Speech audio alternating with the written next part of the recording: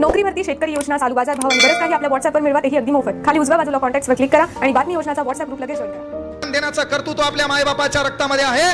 त्या एकलव्याने एका सेकंदात बाणावर अंगठा ठेवला, अंगठा तोडला आणि द्रोणाचार्याच्या हातात ठेवला. द्रोणाचार्याच्या हातात अंगठा ठेवला. त्या झोपडीतून द्रोणाचार्य, कौरव, पांडव बाहेर निघाले. बाहेर निघाल्यावर मनोमनी द्रोणाचार्य हसत होता. द्रोणाचार्याला प्रश्न पडला की आज आता येणाऱ्या काळात कुठली निशाणीबाजी असेल तेव्हा तिथं माझा विद्यार्थीच असेल. त्या विद्यार्थ्याचं नाव अर्जुन असेल. तो जगातला सर्वश्रेष्ठ धनुर्धारी असेल. त्याला रोखणारा या पृथ्वी तलावर कोणी नसेल.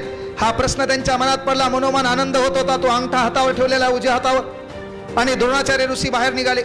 बाहेर निघाल्याच्या नंतर झालं काय, एक 50 मीटरवर गेल्यावर त्यांच्या पायामध्ये एक साप आला. साप आल्याच्या नंतर साप त्यांना चावणार. तेवढ्यात मागून एक बाण आला आणि सापाचं धडापासून डोकं वेगळं केलं. सापाचे 2 तुकडे पडले. द्रोणाचार्याच्या मनात विचार आला, हा बाण कदाचित माझ्या अर्जुनाने मारला असेल. हा बाण माझ्या अर्जुनाने मारला असेल. आणि म्हणून द्रोणाचार्य